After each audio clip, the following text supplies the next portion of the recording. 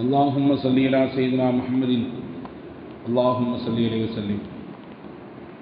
அன்புக்குரிய சகோதரர்களே, ஹிஜ்ரி 8ஆம் வருடம் ரசூலுல்லாஹி ஸல்லல்லாஹு அலைஹி வஸல்லம் அவர்கள் மதீனாவுக்கு போன 8வது ஆண்டு.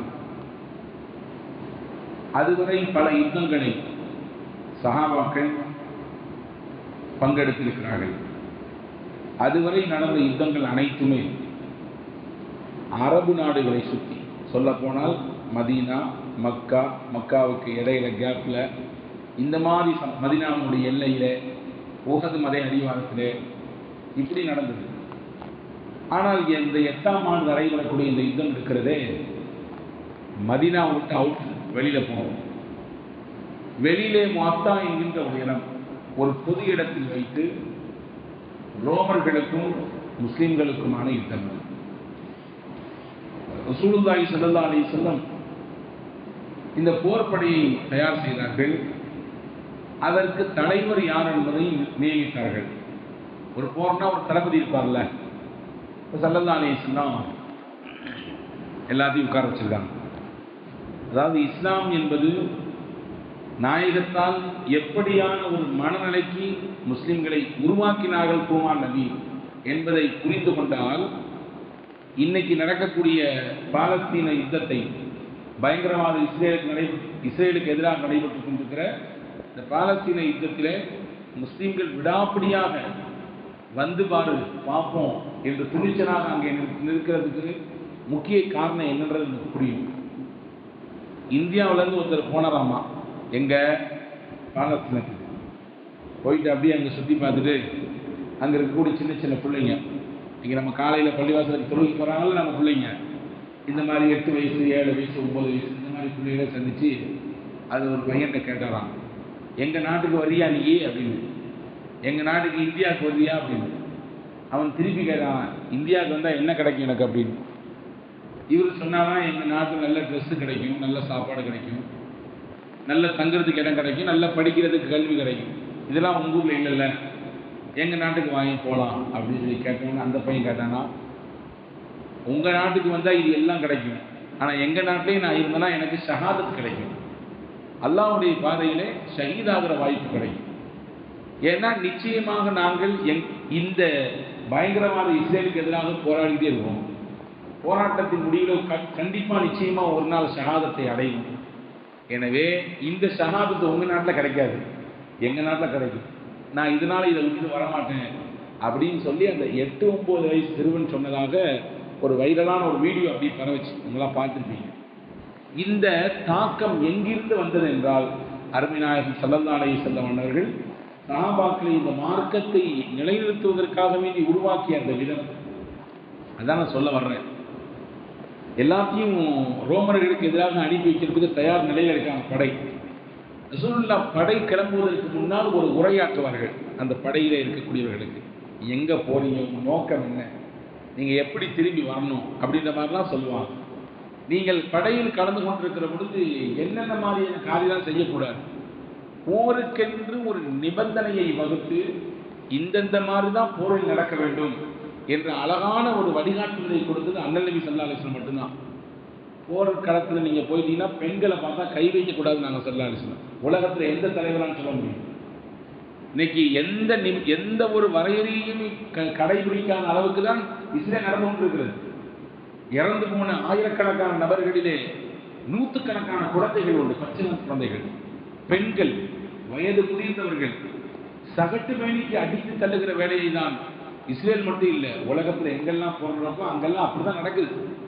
ஆனால் உலகத்திற்கு போரினுடைய வரையறுத்து கொடுத்தது, அதனுடைய நிகழ்வுகளை எப்படி செய்ய வேண்டும் என்பதை வரையறுத்து கொடுத்தது அண்ணல் நபி ஸல்லல்லாஹு அலைஹி வஸல்லம்.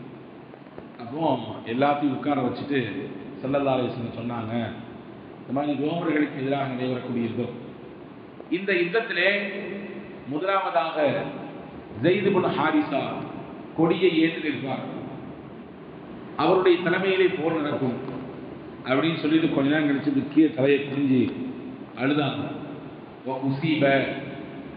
அவர் ஷஹீதாக்கப்படுவார் அப்படின்னு சொல்லும்போது அவர் முன்னாடி தான் உட்கார்ந்துருக்காரு. சபையில் எல்லாம் உட்கார்ந்துருக்காங்க, சொல்றாங்க. போர் படைக்கு கிளம்பக்கூடிய நபர்கள்லாம் முன்னாடி உட்கார்ந்துருக்காங்க. சொல்றாங்க ரசூலுல்லாஹ், இந்த படைக்கு தளபதி, முதல் தளபதி ஜெயித். கொஞ்ச நேரத்திலே அவர்களுடைய தலைமையில் நடக்கும் போர், ஷஹீதாக்கப்படுவார்.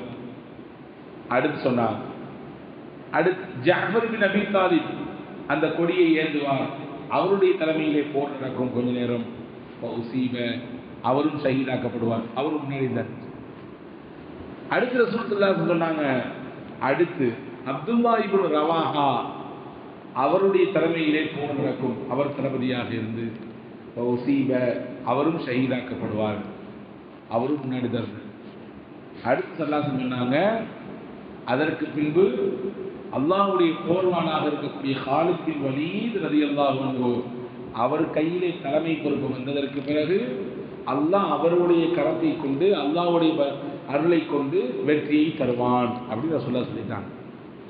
ரெண்டு விஷயம் ரசூலுல்லாஹ் சொல்லிருக்காங்க இந்த ஹதீஸ்ல. நிச்சயம் நீங்கள் போய் கலந்து கொள்ளக்கூடிய போரிலே வெற்றி கிடைக்கும், வெற்றி கிடைக்கும் கண்டிப்பா. சஹாபாக்கள் நினைச்சாங்க நம்ம கம்மியா இருக்கிறோமே, ஏன்னா வரலாறு எழுதுறாங்க, இந்த மொத்த யுத்தத்திற்கு சஹாபாக்கள் எண்ணிக்கை வெறும் 3000 பேர் தான். ரோமர்கள் 2 லட்சம் பேர் இருந்தாங்க. எத்தனை பேருங்க? 2 லட்சம். 2 லட்சம் எங்க இருக்குது? 3000 எங்க இருக்குது? இந்த 3000 பேர் போய் தான் இந்த 2 லட்சம் பேரை ஜெயிச்சாங்க. நான் தான் திரும்ப திரும்ப சொல்றேன், முஸ்லீம்களுக்கு இதுதான் பாடம். நம்ம நடப்பு காலத்தில் நடக்கக்கூடிய விஷயத்தை பார்த்து நம்ம எப்பவுமே பயப்படக்கூடாது, எப்பவுமே ஒரு விதமான இருக்கிற நிலைக்கு வரும். ஏன்னா நமக்கு முன்னுதாரணம் ரசூலுல்லாஹ்வுடைய காலத்திலேருந்து இப்போ வரைய எக்கச்சக்கமாக இருக்குது. இன்னைக்கு நடக்கக்கூடிய விஷயத்துக்கு அப்படியே டிட்டோவா போட்டோ பிடிச்ச மாதிரி முன்னாடி காலத்தில் நடந்த செய்திகள், நிகழ்வுகள் நமக்கு பாடமாக இருக்கிறது. வெறும் 3000 பேர் தான், 2 லட்சம் பேர் யூதர்கள். ரசூலுல்லாஹி ஸல்லல்லாஹு அலைஹி வஸல்லம் வெற்றி கிடைக்கும், காலித் பின் வலீத் ரலியல்லாஹுடைய தலைமையிலே இந்த போர் வெற்றி கொள்ளப்படும் சொல்லிட்டாங்க. இது ஒரு செய்தி. இன்னொரு செய்தி என்னன்னா, அந்த போர்ல கலந்து கொள்ளக்கூடிய முக்கியமான 3 தளபதிகள் ஷஹீத் ஆயிடுவாங்கன்னு சொன்னாங்க. அந்த 3 சஹாபாக்களும் சந்தோஷமா அதை ஏற்றுக்கிட்டாங்க. நாங்கள் அந்த போருக்கு போனா இறந்துடுவோம்னு சொல்றாங்க. நாங்க இறந்து போற செய்தி எங்க கண்ணுக்கு முன்னாடி நீங்க சொல்றீங்களே, எவ்வளவு பெரிய விஷயம் இது. எப்பா நாளைக்கு நீ செத்து போயிருப்பா அப்படின்னு ஒருத்தரை பார்த்து நம்ம சொன்னோம்னா என்ன போகணும், உங்களுக்கு ஓங்கி அடைஞ்சிருவான். ஏன் கண்ணுக்கு முன்னாடி நான் செத்து போகணும் நீ சொல்றேன் நீ அப்படின்னு. ஆனால் ரசூலுல்லாஹி ஸல்லல்லாஹு அலைஹி வஸல்லம் சொல்றாங்க, இவர் இறந்து போவார், ஷஹீதாவார், இவர் ஷஹீதாவார், இவர் ஷஹீதாவார்ன்றாங்க. சஹாபாக்கள் அப்படியே ஏற்றுக்கிறாங்க, அதை மனமான அதை ஒத்துக்கிறாங்க. அல்லாஹ் தனக்கு கொடுத்த வாய்ப்பு இது, அல்லாஹ்வின் பாதையில் என்னுடைய உயிரை தருவதற்கு அல்லாஹ் வழங்கிய வாய்ப்பு என்று சந்தோஷமா போனாங்க. சொல்ல போனா சஹாபாக்களுடைய வரலாற்று இருந்தாங்க. இதை கேள்விப்பட்ட உடனே எப்பொழுதுமே படையெல்லாம் தயார் செஞ்சு பின்னாடி கடைசியில எல்லாத்தையும் அனுப்பிட்டு தளபதி போவாங்க. ஆனால் இந்த யுத்தத்திலே ஸைத் ரலியல்லாஹு அன்ஹு அவர்களும் ஜாஃபர் ரலியல்லாஹு முன்னாடியே போய் ஓடி போயிட்டாங்க.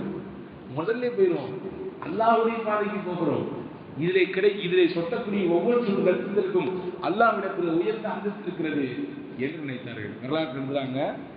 இந்த அப்துல்லா இப்னு ரவாஹா 3வது சஹாபி சொன்னாங்கல்ல, அவங்க மட்டும் கொஞ்சம் லேட்டாக போனாங்களாம். கொஞ்சம் லேட்டாக எதுக்கு வேலையை பார்த்துட்டு எல்லாத்தையும் செட்டில் பண்ணலாம், கரெக்டாக பண்ணி வீட்டுக்கு வச்சுட்டு அப்படிலாம் இல்லை.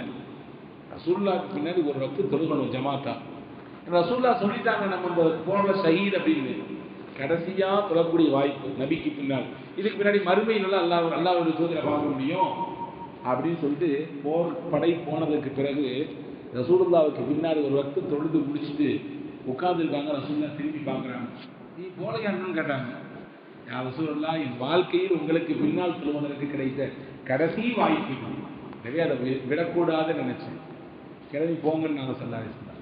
ஹதீஸிலே வருகிறது, நபிகள் நாயகம் ஸல்லல்லாஹு அலைஹி வஸல்லம் அவர்கள் 3 சஹாபாக்களையும் ஷஹீதாகிவிட்ட செய்தியை பல 100 கிலோமீட்டர்களுக்கு அப்பால் இருக்கக்கூடிய அந்த நிகழ்ச்சியை சஹாபாக்களுக்கு கண் முன்னாடி சொல்லி காமிச்சாங்க. இப்போ நடக்குது போர், இவருடைய தலைமை, இப்போ அவர் ஷஹீதாயிட்டாரு. அடுத்து இவருடைய தலைமை ஜாஃபர் ரலியல்லாஹுடைய தலைமை ஷஹீதாயிட்டாரு. அதற்கடுத்து அப்துல்லா இப்னு ரவாஹாவுடைய தலைமை, அவரும் ஷஹீதாகிவிட்டார் என்று சொல்லிட்டு ரசூலுல்லாஹ் தலையை குனிஞ்சு ரொம்ப நேரம் அழுதாங்க. அப்துல்லா ரலியல்லாஹுடைய வஃபாத்தை ஷஹாதத்தை சொல்லும்போது ரசூலுல்லாஹ் ரொம்ப அழுதாங்க. சஹாபாக்கள் கேட்டாங்க, யா ரசூலுல்லாஹ், ஏன் இந்த அழுகை? நீங்க தான் முன்னாடியே சொல்லிட்டீங்க அவங்க வஃபாத் ஆகிடுவாங்க, ஷஹீத் ஆகிடுவான்ட்டு, ஏன் இவ்வளோ அழுது? ஸல்லல்லாஹு அலைஹி வஸல்லம் சொன்னாங்க, ஜாஃபர் ரலியல்லாஹுடைய அந்த ரூஹையும் முன்னால் இறந்த ஸைத் ரலியல்லாஹுடைய ரூஹையும் மலக்குகள் தங்க கட்டிலே கொண்டு சுமந்து போகிறார்கள் சொர்க்கத்திற்கு. அப்துல்லா இப்னு ரவாஹாவுடைய ரூஹையும் தங்க கட்டிலில் தான் சுமந்து போகிறார்கள். ஆனால் அவருடைய தங்க கட்டிலின் ஒரே ஒரு கால் மட்டும் கொஞ்சம் ஆடிக்கிட்டு இருக்குன்னு நாங்கள் சொன்னாலே. அவருடைய ரூஹை கொண்டு போகக்கூடிய அந்த தங்க கட்டிலுடைய அந்த கால் கொஞ்சம் ஆடுது. ஏன் தெரியுமா? எல்லாரும் முந்திட்டு போனாங்க, இவர் மட்டும் கொஞ்ச நேரம் லேட்டா போனார். கொஞ்ச நேரம் லேட்டா. அந்த லேட்டுக்கும் காரணத்தை சொன்னார், இந்த காரணம் தான் சொன்னார். ஆனால் அல்லாஹ்வின் பாதைக்கு போக வேண்டும் என்ற உத்தரவு கிடைத்து விட்டால் அதுதான் ஃபர்ஸ்ட், அதுக்கடுத்து தான் இதெல்லாம். ஏன்னா இது அல்லாஹ்வுடைய வேலை, அல்லாஹ் ரசூலுடைய வேலை. எனவே அங்கே போவதுதான் முதல் கட்டம். இங்கே தாமதமாக போனதினால் அவருடைய ரூஹை எடுத்து செல்லக்கூடிய மலக்குமார்கள் தங்கக்கட்டிலே அழைத்து செல்கிறார்கள். ஆனால் அந்த தங்கக்கட்டிலுடைய ஒரே ஒரு கால் மட்டும் ஆடிக்கிட்டு இருக்குன்னாங்க நபிகள் நாயகம் சொன்னார். இப்படி வார்த்தெடுக்கப்பட்ட சமுதாயம் தான் முஸ்லிம் சமுதாயம். எனவே தான் எவ்வளவு பெரிய எதிர்ப்புகளையும் ஏவுகணைகளையும் குண்டுகளையும் போடுகிற பொழுதும் அங்கே இருக்கக்கூடிய சின்ன பிள்ளைகளிலிருந்து பெரிய ஆட்கள் வரைய ஈமானி நெஞ்சிலோடு நிற்கிறாங்கன்னா எதுக்கு நிற்கிறாங்க? வேற ஏதோ அவங்கள்ட்ட ஏதாவது பரிசெல்லாம் அவங்க ஆயுதங்கள்லாம் கைப்பற்ற அப்படிலாம் கிடையாது. அல்லாஹ்வின் கிடைத்தால் பைத்துல் முகத்தஸுடைய வெற்றி, இல்லையா எங்க உயிரை நாங்கள் இந்த மண்ணுக்காண்டி இந்த பைத்துல் முகத்தஸுக்காண்டி தருகிறோம் என்ற ஷஹாதத்தின் வேட்கை தான். வல்ல ரஹ்மான் அல்லாஹ் அந்த வேட்கையை நமக்கும் தருவானாக. நம்முடைய வாழ்விலும் இந்த மாதிரியான நல்ல விஷயங்களிலே குறிப்பாக பைத்துல் முகத்தஸை மீட்டெடுப்பதற்கு நம்மையும் ஏதோ ஒரு விஷயத்தை காரணமாக ஆக்குவானாக. அந்த மக்களுடைய அந்த ஈமானுடைய உறுதியையும் அந்த மக்கள் நிலைத்து நின்று பயங்கரவாத இஸ்ரேலுக்கு எதிராக தொடுக்கக்கூடிய இந்த போரிலே முஸ்லிம்களுக்கும் உலகத்தில் இருக்கக்கூடிய எல்லா விதமான ஈமான்தாரிகளுக்கும் நல்ல ஒரு மகிழ்ச்சியை தரக்கூடிய நிலையை அல்லாஹ் ஏற்படுத்தி வைப்பானாக. ஆமீன். பிஹக்கி சய்யிதுனா முஹம்மதின் வ ஆலிஹி வ அஸ்ஹாபிஹி.